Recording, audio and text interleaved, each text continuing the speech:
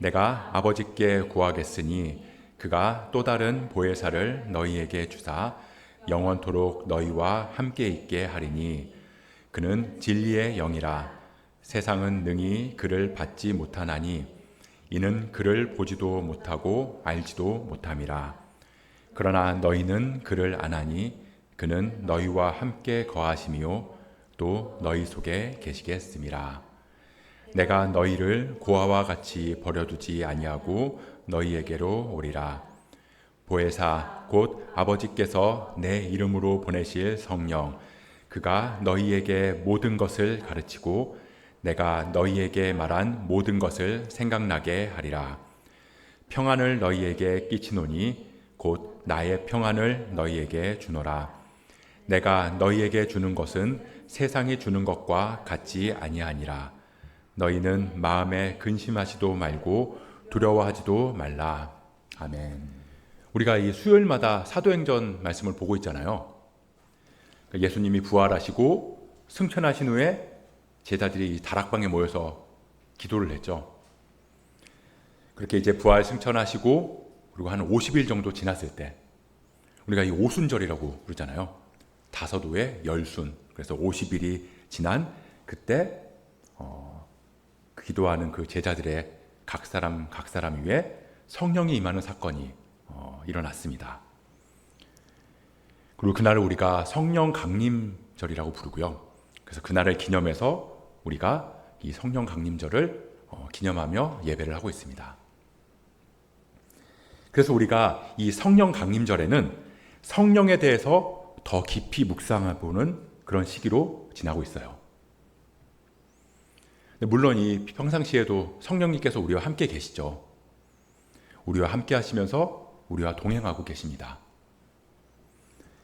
그래서 이 교단마다 조금씩은 다르지만 이 성령 강림절을 따로 지키지 않는 교단들도 있어요. 어차피 우리가 성령과 항상 함께 하시지 않냐. 그러니까 성령 강림절이 특별한 의미가 있지 않다라고 생각해서 지키지 않는 교단들도 있는데요. 근데 이렇게 생각하면 좋을 것 같아요. 우리가 이 남녀가 사랑해서 이제 결혼을 하잖아요. 그러면 이제 결혼했으니까 매일매일 같이 있을 수 있죠. 근데 그럼에도 불구하고 이 부부가 결혼한 그날을 결혼기념일이라고 정해서 그렇게 그날을 따로 기념일로 삼잖아요. 그래서 매년 그날이 되면 서로 뭐 선물을 주고받기도 하고 뭐 평상시랑은 조금 다른 그런 특별한 데이트를 하기도 해요. 그러니까 뭐 매일 같이 있는데 뭐 결혼기념일이 뭐가 중요하냐 그렇게 할 수도 있지만 매년 이 결혼기념일을 지나면서 서로의 사랑을 다시 한번 확인할 수도 있는 거죠. 그러면서 우리가 이렇게 만났구나. 우리가 결혼해서 이렇게 잘 살고 있구나. 그러면서 평상시에는 뭐 쑥스러워서 표현하지 못하는 그런 서로에 대한 고마움 그런 것들도 그날은 표현을 하게 되는 거예요. 사실 뭐 모든 기념일이 다 그렇습니다. 매일매일 우리가 죽지 않고 살아가고 있는데 굳이 생일이라고 태어난 날 정해서 기념할 이유 굳이 없잖아요. 뭐 어린이날, 어버이날, 뭐 맨날 보는 가족인데 그날 굳이 우리가 딱 정해서 서로가 뭐 그날을 뭐 기념하고 기뻐할 필요 사실 없거든요. 근데 그래도 우리가 그날을 정해서 축하하고 기뻐하는 이유는 서로가 서로의 소중함을 다시 한번 확인해 보자라는 이유겠죠. 성령 강림절도 그런 겁니다. 성령님이 늘 우리와 함께 하시지만 그럼에도 우리가 성령님에 대해서 좀 더 깊이 묵상하고 좀 더 깊이 알아가는 시간을 가졌으면 좋겠다. 그래서 오늘은 성령님에 대한 이야기를 좀 해보려고 합니다. 먼저 성경에는 이 성령을 표현하는 다른 말이 있어요. 뭘까요? 네, 힌트는 오늘 말씀에 있어요. 네, 보혜사입니다. 보혜사. 자, 보혜사가 무슨 뜻일까요? 이 보혜사는 지킬 보, 이제 보호하다, 뭐 보존하다, 그때 쓰는 이제 지킬 보에 은혜해, 그리고 스승사 그러니까 선생님이라는 뜻이죠. 가르치다, 그러니까 사부님, 사범님 이런 거 할 때 사. 그러니까 이 보혜사는 지켜주시고 은혜 베풀어 주시고 가르쳐 주시는 분이라는 뜻입니다. 그러니까 지켜주시고 은혜 주시고 가르쳐 주시는 게 성령님이 하시는 일이라는 거죠. 근데 이 성령님이 언제부터 계셨을까요? 보통 우리가 성령님이라고 하면 이 오순절, 성령 강림절에 제자들 머리 위에 임했다라고 생각을 하고 그렇게 그날부터 성령님이 오셨다라고 생각을 하지만 사실 성령님은 태초부터 계셨거든요. 성부, 성자, 성령, 우리가 삼위일체라고 하잖아요. 그러니까 하나님, 예수님, 성령님은 세 분이면서 동시에 한 분이시고 그러면서 태초부터 함께 계셨다라고 우리는 믿고 고백합니다. 그래서 이 구약에서도 성령님에 대한 이야기가 나와요. 특히 이 사사기 같은 데 보면 이 여호와의 영이 그들에게 임했다라는 말이 종종 등장하거든요. 기드온한테 여호와의 영이 임했다. 삼손한테 여호와의 영이 임했다. 그렇게 말씀 나오기도 하고요. 이 사무엘서에서는 다윗에게 여호와의 영이 크게 임했다라는 말씀도 나와요. 그리고 출애굽기에서도 성막을 만드는 사람 중에 한 명, 그 이름이 부살렐이라고 하는데요. 그 부살렐한테 하나님의 영이 충만하게 임했다라고도 기록되어 있거든요. 근데 이 구약에서의 성령, 그때 성령님은 약간 우리가 아는 거랑은 조금은 달라요. 느낌이. 그러니까 구약에서는 이 성령님이 한번 임하시면 늘 항상 함께 계셨다라기보다는 약간 일시적인 느낌이 강하다는 겁니다. 그러니까 일시적으로 성령님이 임하셔서 그 주어진 사명을 그 사람이 감당할 수 있게끔 그렇게 함께 하시고, 그리고 보면은 사울한테도 하나님의 영이 떠나사 이런 말씀이 있거든요. 그러니까 성령님이 떠나기도 하셨다라고 우리가 알 수 있는 거예요. 근데 신약에 와서는 이 성령님이 잠깐 있다가 떠나신 게 아니라 늘 함께 하셨다라는 겁니다. 우리 오늘 읽은 본문인데요. 16절 말씀 같이 한번 읽어보도록 하겠습니다. 시작. 내가 아버지께 구하겠으니 그가 또 다른 보혜사를 너희에게 주사 영원토록 너희와 함께 있게 하리니. 아멘. 그가 또 다른 보혜사를 너희에게 주사 어떻게? 네, 영원토록 너희와 함께 있게 하겠다. 성령님이 떠나지 않고 늘 함께 하실 거다. 근데 왜 성령님이 떠나지 않고 늘 함께 하실까요? 뭔가 이유가 있지 않을까요? 분명히 예전에는 떠나셨던 것 같은데 왜 이제는 떠나지 않고 왜 계속 함께 하실까? 단순히 구약시대 사람들보다 신약시대 사람들이 더 이뻐 보여서 그들이랑은 같이 있겠다라고 하시는 건 아닐 테고 말이죠. 근데 우리가 그 이유가 뭔지를 보려면 예수님께서 이 말씀을 하기까지의 맥락을 보면 돼요. 예수님이 이 말씀을 하기까지의 이 상황들을 한번 살펴보면 되는 거죠. 이 말씀에서 보면 또 다른 보혜사라고 하셨거든요. 또 다른 보혜사. 그러니까 예수님도 보혜사셨던 거예요. 예수님도 지켜주시고 은혜 주시고 가르쳐 주셨거든요. 그러니까 제자들을 지키시고 은혜 주시고 가르쳐 주셨다. 근데 내가 또 다른 보혜사를 보내겠다라는 건 내가 이제 너희랑 같이 있을 수 없다라는 말인 거죠. 나도 보혜사인데 내가 너랑 같이 있을 수 없으니까 나는 가지만 내가 또 다른 보혜사를 너에게 보내겠다. 그러면 이제 생각할 수 있는 게 이 제자들이 예수님이 떠나고 나서 그러니까 누군가가 지켜주고 은혜 주고 가르침을 받는 일이 필요하기 때문에 예수님께서 그렇게 말씀하셨다는 거예요. 뭐 만약에 예수님이 떠나가셔도 제자들이 혼자서도 잘 할 수 있다면 굳이 다른 도와줄 사람을 보낼 필요가 없잖아요.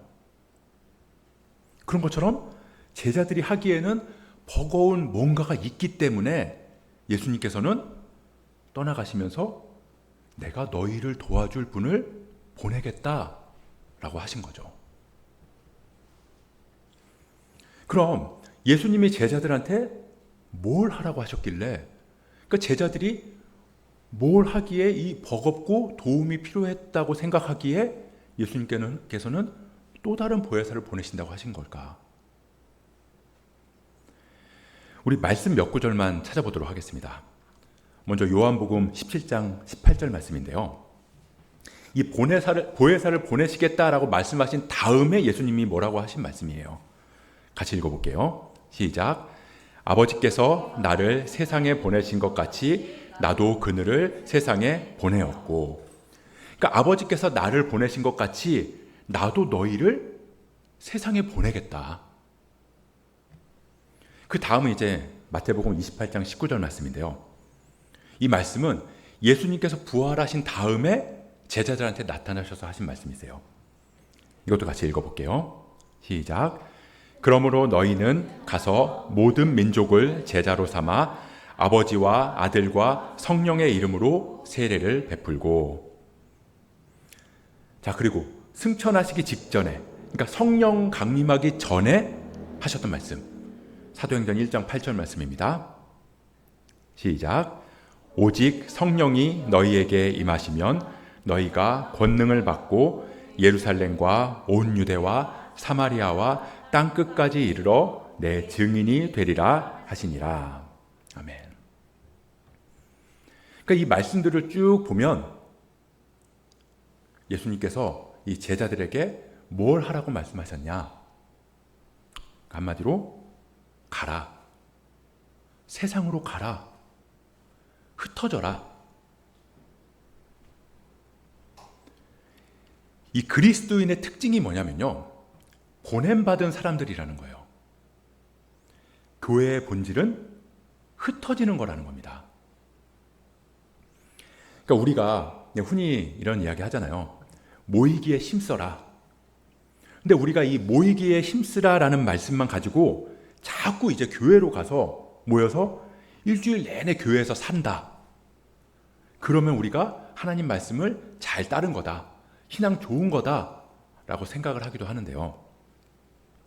사실 일주일 내내 예배만 드리고 하루 종일 기도만 하려고 하는데 사실은 교회는 그러려고 모이는 게 아니라는 겁니다.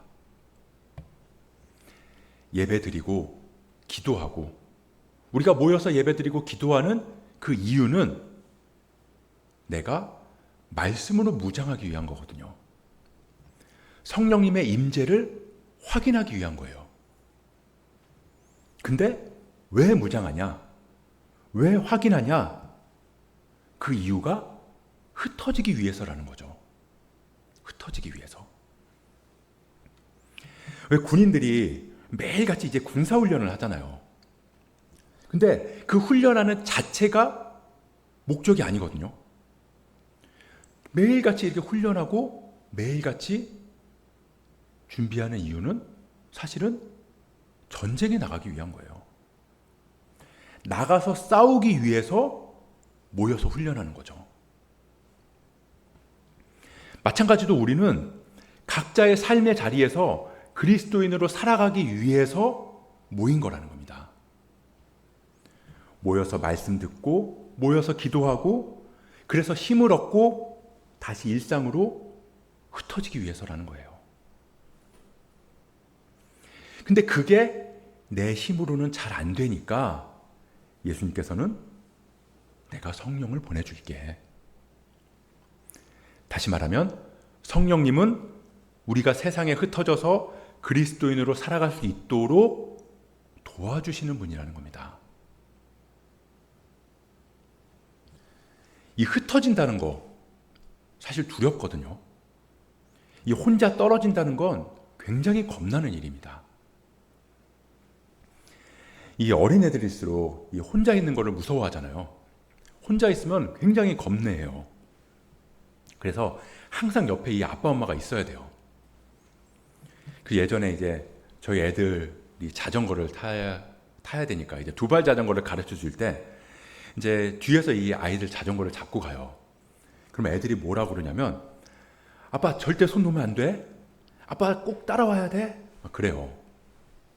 그러면서 계속 뒤를 돌아보거든요.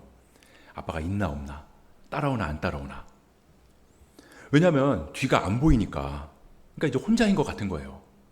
그러니까 막 두렵고 겁나고. 그래서 계속 뒤를 돌아보면서 아빠가 있나 없나, 아빠가 계속 함께 있어주기를 바라고 그런다는 거죠. 이 성령은 우리가 세상에서 그리스도인으로 살아갈 수 있도록 도와주세요.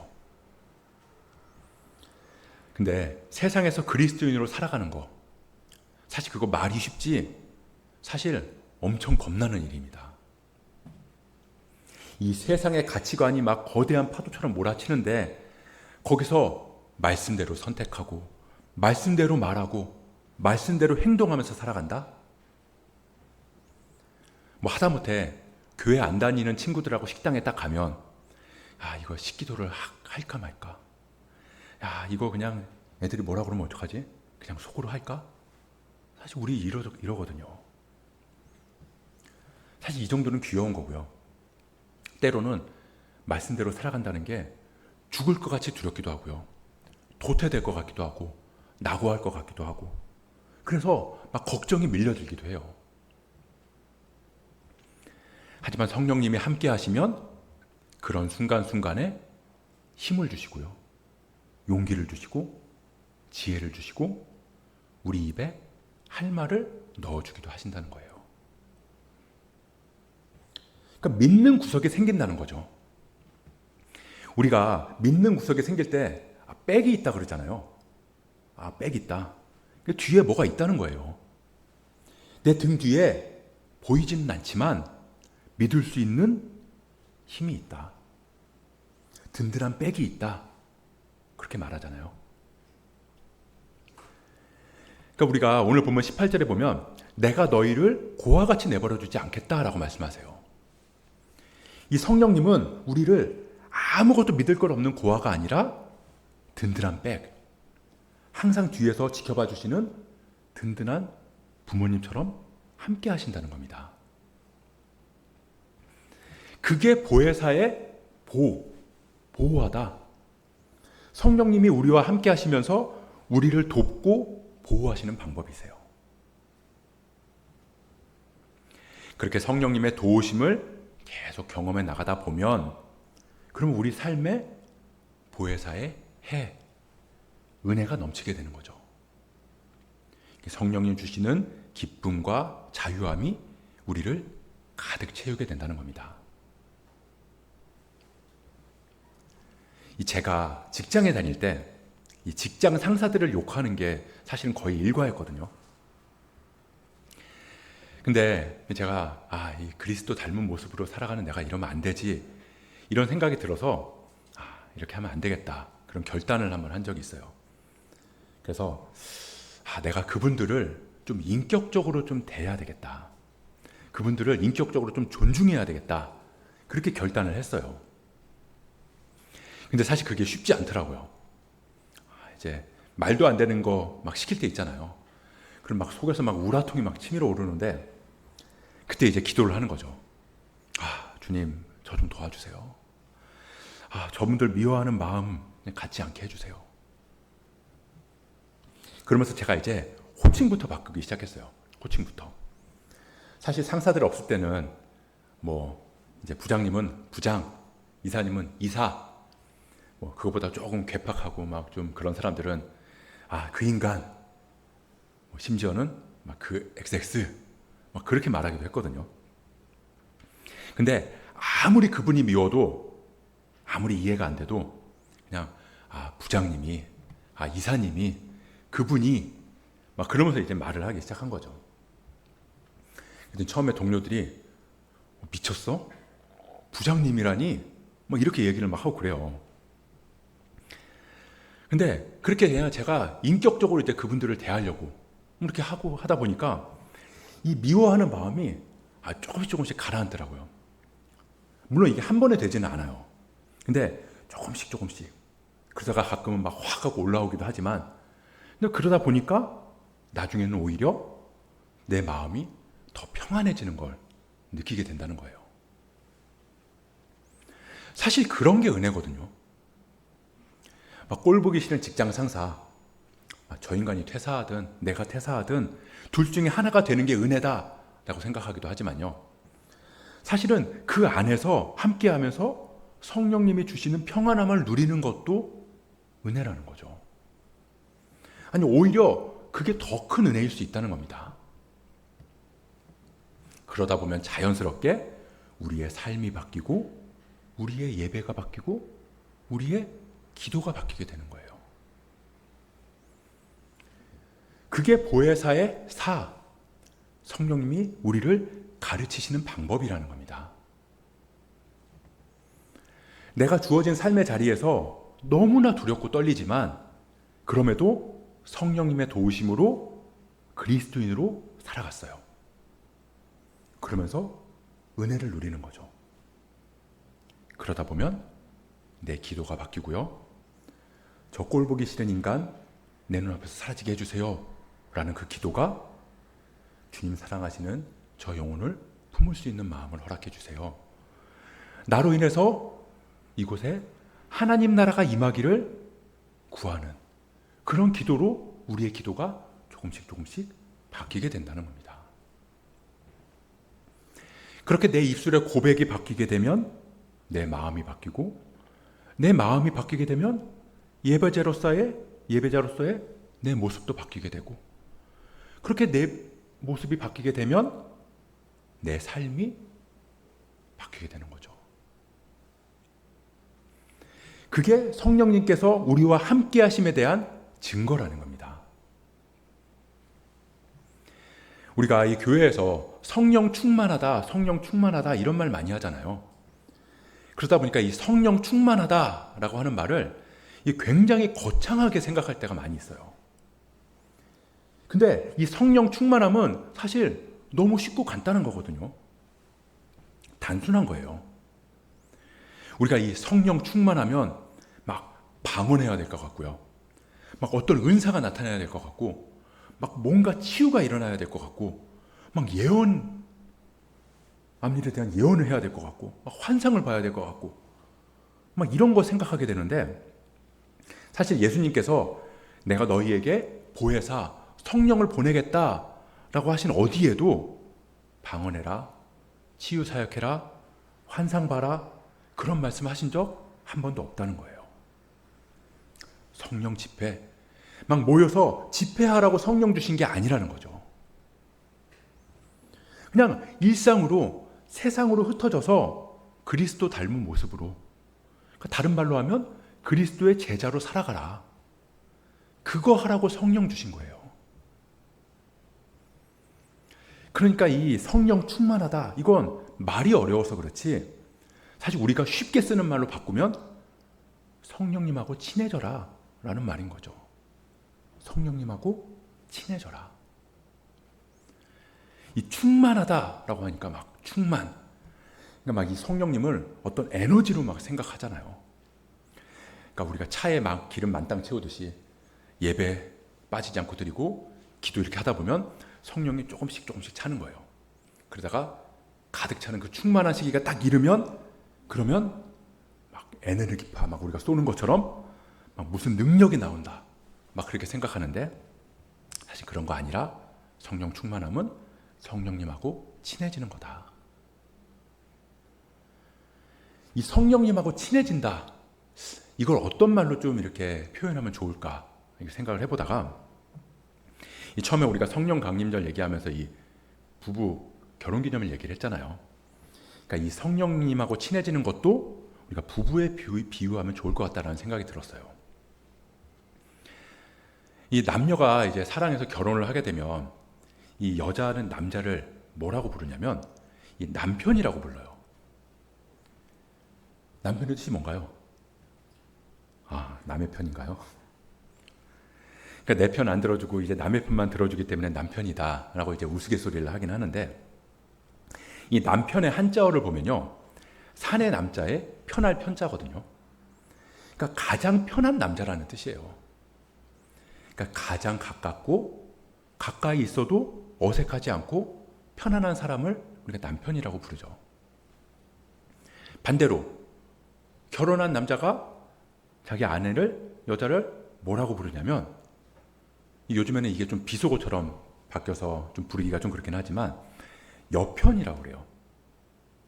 뭐 뒤에 이제 같을 여자에 편안할 편자에 안내, 그래서 여편네라고 부르는데요. 그러니까 이게 집 안에 나랑 똑같은 사람이 있다는 거죠. 똑같이 편안한 사람. 그러니까 나랑 같은 마음을 가진 세상에서 가장 편안한 사람을 우리가 여편이라고 부른다는 거죠. 근데 아직 결혼을 안 해보신 분들은 잘 모를 수 있지만, 이 처음에 결혼하면 진짜 힘들거든요. 이게 하나부터 열까지 다 달라요. 이게 뭐 밥 먹는 습관, 뭐 잠자는 습관, 뭐 물건 정리하는 거, 이게 하나부터 열까지 다 다르다 보니까 진짜 신기한 게, 결혼을 딱 처음 하면 너무너무 좋은데 또 너무너무 힘들어요. 너무 불편하다는 거죠. 이게 너무 불편해서 집에 가고 싶다, 막 이런 생각이 들 때가 있거든요. 분명히 여기가 내 집인데 막 집에 가고 싶은 생각이 드는 거예요. 그래서 막 진짜 많이 싸우죠. 제가 이렇게 쭉 지나 보니까 한 최소 10년은 싸워야 이제 좀 편안해지지 않을까라는 생각이 들더라고요. 근데 이게 그래프처럼 막 정리정돈 잘하는 아내가 있고 막 어지러뜨리는 남편이 있으면, 이제 같이 살다 보면 이 정리정돈 잘하는 아내는 조금씩 무뎌지고, 좀 무뎌진 아내는, 남편은 조금씩 이제 정리정돈을 하면서 어느 정도 이 맞는 시기가 오거든요. 이게 맞춰지는 시간이 있어요. 근데 그게 맞춰지고 나면 이제는 이 사람처럼 편한 사람이 없다, 그렇게 되는 거죠. 뭐 여전히 티격태격하기도 하지만요, 이 선을 알아요. 절대 넘어가면 안 되는 선.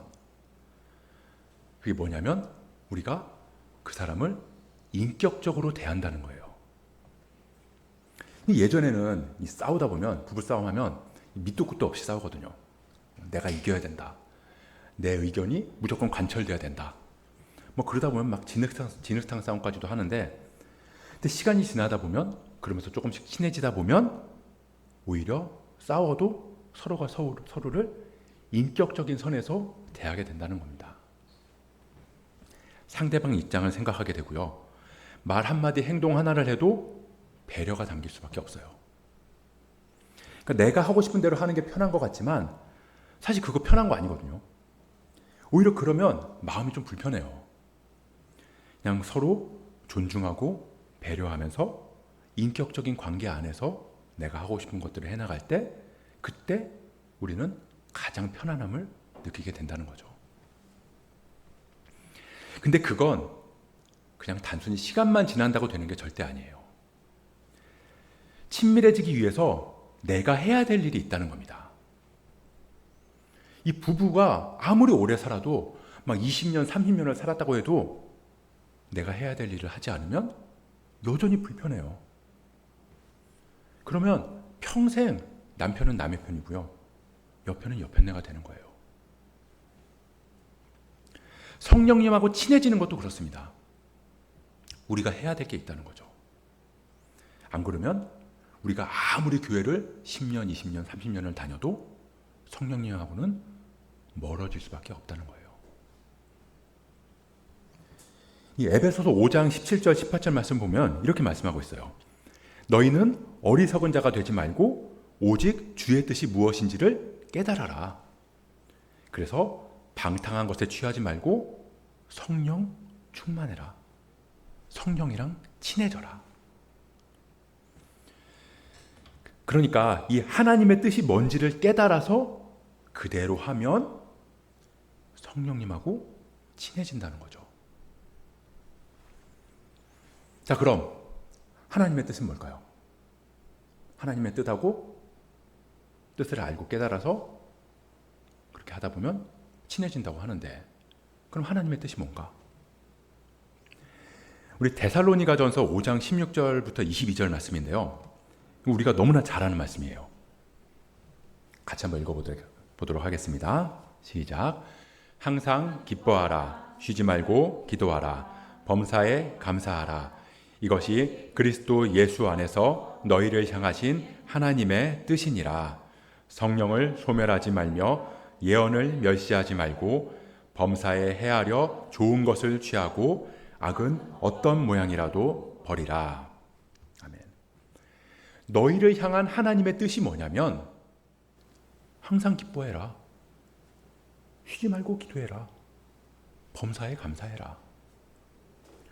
주님 주시는 기쁨 누리고 주님과 늘 대화하면서 주님께 또 항상 감사하면서 그렇게 살아라. 성령을 소멸하지 말고 성령님이랑 멀어지지 말고, 그러니까 성령님을 외면하거나 무시하지 말고 예언을 멸시하지 말고, 여기서 예언은 앞을 보는 예언이 아니라 말씀이에요. 대언할 예자죠. 그러니까 말씀을 마음에 새기고, 그리고 범사에 좋은 것을 취하고 악은 흉내도 내지 말아라. 그러면 성령 충만함, 성령님하고 친해질 수 있다라는 겁니다.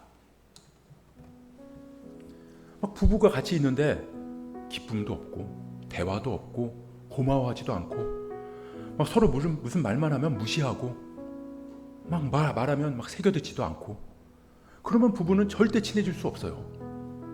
노력해야 돼요. 노력. 주님 주시는 기쁨 누리고 기도 대화 많이 하고 항상 감사하면서 말씀 읽고 그 말씀 마음에 새기다 보면, 그러면 성령 충만해지는 거죠. 그러면 성령님이 나를 도우시고 은혜 주시고 가르쳐 주시는 걸 더 확실히 누릴 수 있을 줄 믿습니다. 그러니까 정리하면 우리가 그리스도인으로 부름받았다는 건 각자의 삶의 자리로 흩어져서 그리스도인으로 살아간다는 거예요. 그런 우리를 돕고 은혜 주시고 가르치시기 위해서 성령님이 오셨다는 거죠. 그리고 그 성령님이 함께 하시면 우리는 세상에서 주님 닮은 모습으로 살아갈 수 있다는 겁니다. 막 우리가 주님 닮아야지 한다고 주님 닮는 게 아니에요. 주님 닮게 해주세요, 주님 닮게 해주세요 라고 기도만 한다고 주님을 닮는 게 아니라는 거죠. 부부가 닮는다는 말 하잖아요. 그건 닮고 싶어서 닮는 게 아니거든요. 서로 삶의 방향이 같기 때문에. 그래서 같은 걸 먹고 같은 생각을 하고 같은 길을 걷다 보면 그러면 서로 닮아갈 수밖에 없거든요. 우리가 주님 기뻐하시는 일을 하고 주님과 늘 대화하고 주님 바라보는 것 바라보고 주님 향하는 곳으로 우리가 향하고 그리고 주님께 늘 감사하고 그러면서 서로 같은 마음 같은 방향을 향하다 보면, 그러면 어느새 우리는 주님 닮은 모습으로 그렇게 우리의 모습이 변해 있는 걸 보게 된다는 겁니다. 그렇게 성령님과 친해지는 게 그게 성령 충만함이에요. 우리가 오늘 성령 강림절을 맞아서 우리 안에 거하시는 성령님과 좀 더 깊이 교제했으면 좋겠어요. 오늘 하루 기념일 챙기듯이 그러니까 성령님하고 더 친해져 보시길 축복합니다. 그렇게 이 성령님하고 함께하는 그게 가장 편하다. 성령님하고 있으면 너무나 편해요. 그렇게 우리가 고백할 수 있도록, 그런 고백할 수 있는 저와 여러분 되시길 주님의 이름으로 간절히 축복합니다.